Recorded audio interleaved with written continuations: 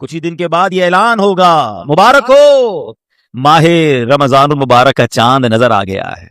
क्या आप जानते हैं रमजान मुबारक कितना अजीम महीना है? जी हाँ, वो महीना तशरीफ ला रहा है जिसे हदीस पाक में सैयदुश्शहूर यानी तमाम महीनों का सरदार कहा गया। वो मुबारक महीना आ रहा है कि उसकी पहली रात से आसमानों के दरवाजे खोल दिए जाएंगे, फिर आखिरी रात तक, लास्ट नाइट तक वो दरवाजे बंद नहीं होंगे।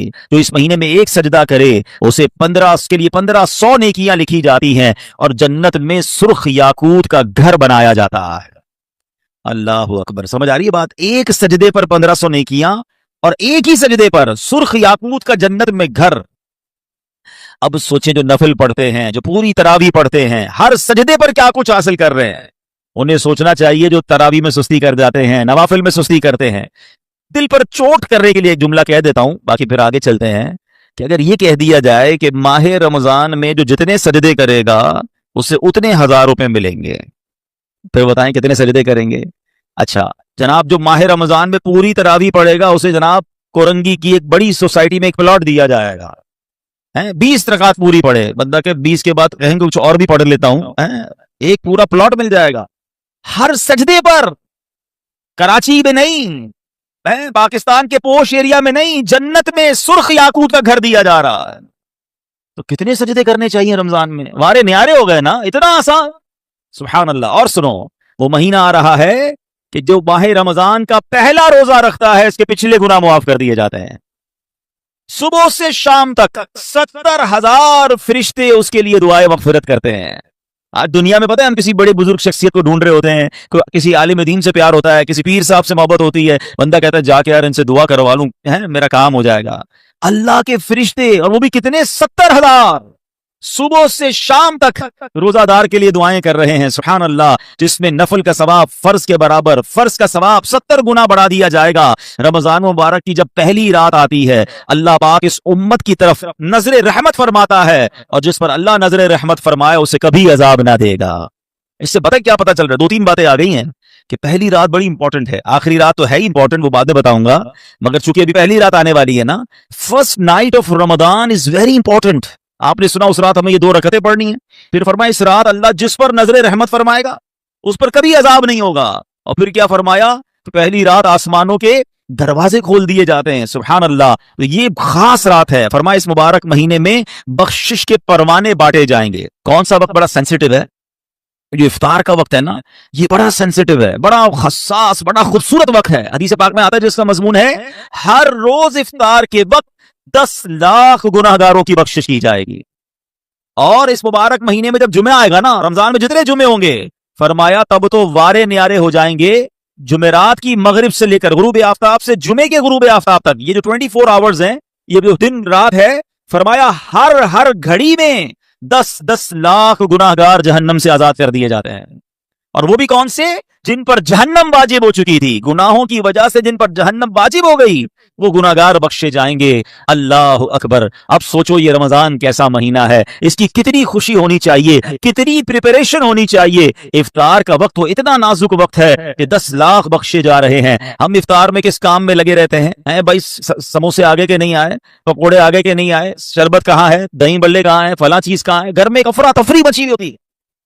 प्लीज ट्राई टू अंडरस्टैंड, ये इफ्तार का वक्त मांगने का वक्त है, गिड़गिड़ाने का वक्त है, आंसू बहाने का वक्त है कि मौला आज 10 लाख बख्शे जा रहे हैं, उन बख्शे जाने वालों में मेरा भी नाम लिख दे। क्या ही अच्छा हो कि बाप भी बैठा हो, माँ भी बैठी हो, बच्चे भी बैठे हो और हाथ उठे हुए हो, अल्लाह की बारगाह में इल्तिजाए हो, अल्लाह हमारा घराना तेरे दरबार में हाजिर है, अल्लाह इफ्तार का वक्त है, 10 लाख बख्शे जाएंगे, इस बख्शे जाने वालों में हमारी फैमिली का, हमारे घर बार का नाम लिख दे। तो मेरे इस्लामी भाइयों, पर्दे मेरे जो मुझे इंटरनेट पर इस्लामी बहनें सुन रही हैं, बाद में सुने, कुछ ऐसा इंतजाम घर में करें कि 10, 15, 20 मिनट पहले आप सारे कामों से फारिग हो जाएं, अब दुआओं में गुजारें। इफ्तार का वक्त, इफ्तार से पहले भी दुआ करें, मगर जो खास मकबूलियत की घड़ियां हैं वो ऐन इफ्तार के बाद हैं। इफ्तार में लग जाते हैं हम, कोई खजूर खा ली, पानी पी लिया, दोबारा हाथ उठाएं, दोबारा मांगे, ये वक्त है मांगने का, ये कबूलियत की घड़ियां हैं। अल्लाह करे कि हम इन लम्हात को प्रॉपर अंदाज में, सही अंदाज में गुजारने में कामयाब हो जाएं। आपके घर पे जैसा मेहमान आता है आप वैसी तैयारी करते हैं ना? कोई दूर का मेहमान, नॉर्मल मेहमान, आप नॉर्मल सी तैयारी करते हैं। स्पेशल मेहमान آپ اسپیشل تیاری کرتے ہیں. کچھ مہمان ایسے ہوتے ہیں جن کے آنے کے لیے انتظار ہوتا ہے, یقین نہیں آتا وہ ہمارے گھر آ رہے ہیں. بندہ گھر بھی سجاتا ہے, صفائی بھی کرتا ہے, خوشبو بھی لگاتا ہے, اچھے اچھے کھانے بناتا ہے. مہمان کی تیاری ہے نا. تو رمضان یہ رب کی طرف سے ہمارے لیے مہمان آ رہا ہے, ہماری بخشش کروانے آ رہا ہے. ہمیں اپنے آپ کو سجانا ہے, اپنے کردار کو سجانا ہے. اپنی صحت کا بھی اس لیے خیال رکھو کہ میں اب ایسے الٹے سیدھے کھانے نہ کھاؤں رمضان سے پہلے. پتہ ہے جس کی شادی ہونے والی ہوتی ہے تو دولہے کو لوگ کہتے ہیں بھائی ذرا خیال رکھنا, شادی والے دن ہی بیمار مت ہو جانا. ایک ہفتہ پہلے سے احتیاط کرواتے ہیں, زیادہ سفر نہیں کرواتے, زیادہ تھکن والا کام نہیں کرواتے. تو کیا ہی اچھا ہو کہ ماہ رمضان سے پہلے ہم اپنی صحت کا خیال رکھیں, تھوڑا سا ریسٹ کریں. مجھے روزے رکھنے ہیں, مجھے انشاءاللہ تراویاں پڑھنی ہیں. اپنے کام کاج کو ماڈیفائی کریں. آپ بہت بیزی رہتے ہیں کاروبار میں, نوکری میں, تو کوشش کریں کہ کوئی ایسی ترتیب بنائے کہ میرا کچھ کام کم ہو جائے تاکہ میں روزے رکھ سکوں, میں عبادت کر سکوں. ساری زندگی پڑی ہے کام کرنے کے لیے. لیکن عجیب بات پتہ ہے کیا ہے, اس وقت دو قسم کی تیاریاں ہو رہی ہیں. ہوں گے کچھ نیک لوگ جو انشاءاللہ عبادت کی تیاریاں, تلاوت کی تیاریاں, خوب روزے تراویح اور اس کے بارے میں سوچ رہے ہوں گے. مگر کچھ لوگ وہ ہیں جو اس وقت اسٹاک جمع کر رہے ہوں گے, کاروبار کیسے چمکانا ہے, کون سی آئٹم کا ریٹ بڑھ جائے گا. وہ کاروباری لوگ پیسے کمانے کی تیاری کر رہے ہوں گے. کچھ گھر والے وہ ہوں گے جو یہ سوچ رہے ہوں گے بھائی رمضان میں پکانا کیا ہے, کھانا کیا ہے, کون سی آئٹم لینی ہے. رمضان کھانے پینے کے لیے نہیں آتا. اچھا ویسے بڑی عجیب بات ہے, ذرا سوچیں آپ کہ ماہ رمضان میں ہم روزے رکھتے ہیں, لاجیکلی تو سمجھ یہ آتا ہے کہ ہمارا وزن ٹھیک تھوڑا کم ہو جانا چاہیے, ہم تھوڑے سمارٹ ہو جائیں.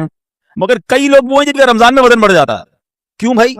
اس لیے کہ سحری میں زیادہ کھاتے ہیں, پورا دن روزہ رکھنا ہے. رات زیادہ اس لیے کھاتے ہیں کہ پورا دن روزہ رکھا تھا, پھر 2 بار اور کھاتے ہیں کہ کل پھر روزہ رکھنا ہے.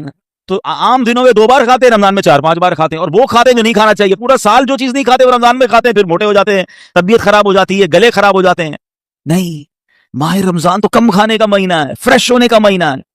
لیکن ہمارے یہاں تو فیسٹیول, اگر میں کہوں کسی کو کہ کسی غیر مسلم کو اگر رمضان میں دورہ کرا دیا جائے پاکستان کے مختلف شہروں کا اور کہیں بتاؤ کیا کیا آپ نے دیکھا, تو کہے گا لگتا ہے مسلمانوں کا کوئی کھانے پینے کا تہوار آ رہا ہے.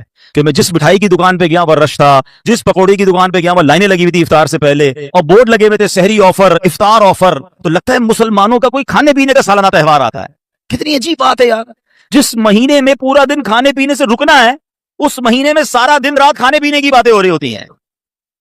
مجھے بتائیں نا, ہم دوست آپس میں ملتے ہیں کیا بات کرتے ہیں, یار سناؤ آج سحری کہاں کرنی ہے, اچھا بھائی افطار کہاں کرنا ہے, رات کدھر چلنا ہے کھانے کے لیے. ارے بھائی یہ بات کون کرے گا, تراویح کدھر پڑھنی ہے, آج تلاوت کدھر کرنی ہے, تہجد کہاں پڑھنی ہے, علم دین کی محفل کدھر سجی ہوئی ہے, ذکر و اذکار میں آج بیٹھ کے کدھر کرنا ہے, آج مل کے اللہ کی بارگاہ میں گر گڑا کر دعائیں کہاں کرنی, یہ گفتگو کیوں نہیں ہوتی. ماہ رمضان تو نیکیوں کا اجر بڑھا دیا گیا, مگر دماغ میں ایک ہی بات گھوم رہی ہوتی ہے, یا دوسری آج کل کھیل کود شروع ہو گیا رمضان میں. ایسا نہ کریں. ماہ رمضان کے کیسے کیسے فضائل ہیں ذرا سنیے گا. معراج شریف کی روایات میں ہے, معراج کے دولہ مکی مدنی مصطفیٰ صلی اللہ تعالی علیہ وسلم نے سدرۃ المنتہا کے قریب ایک فرشتہ دیکھا. آپ فرماتے لم ار مثلہ, لم ارا مثلہ, یعنی ایسا نرالا فرشتہ میں نے کبھی نہیں دیکھا. نبی پاک فرما رہے تو آپ فرماتے ہیں کہ میں نے ایسا نرالا فرشتہ تو کبھی نہیں دیکھا تھا. یہ جب تسبیح کرتا تھا تو اس کی ایسی خوبصورت آواز تھی کہ اس آواز سے عرش بھی جھوم اٹھتا تھا. میں نے جبرائیل سے پوچھا ایو خلقی ھذا, اے جبرائیل یہ کون سی مخلوق ہے. عرض کی حضور یہ ایک فرشتہ ہے جو حضرت آدم علیہ السلام سے 2000 سال پہلے پیدا کیا گیا تھا. میں نے پوچھا اس سے پہلے یہ کہاں تھا. عرض کیا اللہ پاک نے عرش کے نیچے جنت میں ایک جگہ بنائی ہے, یہ وہیں ہوتا ہے. حضور آج آپ کے دیدار کے لیے حاضر ہوا ہے. کیا شان ہے میرے آقا کی, ہر کوئی فدا ہے بن دیکھے, دیدار کا عالم کیا ہوگا. ارے فرشتہ بھی میرے آقا کے دیدار کا تمنائی ہے. جبریل امین کہتے ہیں حضور آج آپ کے دیدار کے لیے حاضر ہوا ہے. مکی مدنی سلطان صلی اللہ تعالی علیہ وسلم فرماتے ہیں کہ اب نبی پاک علیہ الصلوۃ والسلام نے اس فرشتے سے ایک بڑا کمال کا سوال کیا. ذرا سنیے گا, آپ کا ایمان تازہ ہو جائے گا. پیارے آقا علیہ الصلوۃ والسلام نے اس فرشتے کو سلام کیا تو وہ تسبیح میں مصروف تھا, اللہ پاک کی تسبیح میں مصروف تھا, اسے سلام سنائی نہ دیا. اب جبریل امین نے اسے کہا ھذا محمد صلی اللہ علیہ وسلم, یہ محبوب خدا جناب رسول اللہ صلی اللہ علیہ وسلم ہے. جب اس نے سنا تو خوشی سے اپنے 2 سبز پر پھیلائے. یہ اتنے بڑے پر تھے جنہوں نے آسمانوں اور زمین کو گھیر لیا. اب اس نے مجھے نبی پاک فرماتے ہیں مجھ سے گلے ملنے کی سعادت حاصل کی, ادب سے بوسہ بھی دیا. پھر عرض کی یا رسول اللہ صلی اللہ تعالی علیہ وسلم آپ کے لیے گڈ نیوز ہے, آپ کے لیے خوشخبری ہے کہ اللہ پاک نے آپ کی ماہ رمضان کے صدقے آپ کی امت کی بخشش فرما دی ہے. اس فرشتے نے نبی پاک کو خوشخبری عرض کی کہ حضور آپ کی امت کو اللہ نے ماہ رمضان کے صدقے بخش دیا ہے۔ سبحان اللہ۔ نبی ہاشمی صلی اللہ علیہ وسلم مزید فرماتے ہیں اس فرشتے کے سامنے 2 صندوق رکھے ہوئے تھے جن پر ہزاروں تالے لگائے ہوئے تھے۔ میں نے پوچھا ان صندوقوں میں کیا ہے؟ اس فرشتے نے عرض کی ان صندوقوں میں آپ کی امت کے روزہ داروں کے لیے جہنم سے آزادی کے پروانے ہیں۔ ہائے ہائے، ہماری آمد ہماری مغفرت کا انتظام پہلے ہی رب نے فرما دیا ہے۔ کاش ہم ماہ رمضان کے قدردار بن جائیں۔ اے گناہگاروں، تمہاری سمجھ لو بات بن آئی ہے، عاصیوں کی مغفرت کا لے کر آیا ہے پیام۔ جھوم جاؤ مجرموں، رمضان ماہ غفران ہے۔ بھائیوں بہنوں، کرو سب نیکیوں پر نیکیاں، پڑ گئے دوزخ پہ تالے، قید میں شیطان ہے۔ اللہ اکبر۔ تو اے میرے پیارے اسلامی بھائیوں، یہ اس قدر مبارک مہینہ ہے کہ اللہ کریم اس مہینے میں رحمتوں اور برکتوں کے دروازے کھول دیتا ہے۔ اس مہینے میں مغفرتوں کے انتظام ہو گئے ہیں۔ اللہ کرے کہ ہم ماہ رمضان کی قدر کرنے والے بن جائیں۔ رب عز و جل قرآن مجید میں اس ماہ مبارک کے بارے میں فرماتا ہے۔ ماہ رمضان کی آپ اہمیت کا اندازہ اس بات سے بھی لگائیں کہ پورے قرآن میں صرف ایک ہی مہینے کا ذکر ہے، اور وہ مہینہ کون سا ہے؟ وہ مہینہ ماہ رمضان ہے۔ اللہ قرآن میں فرماتا ہے بسم اللہ الرحمن الرحیم شہر رمضان الذی انزل فیہ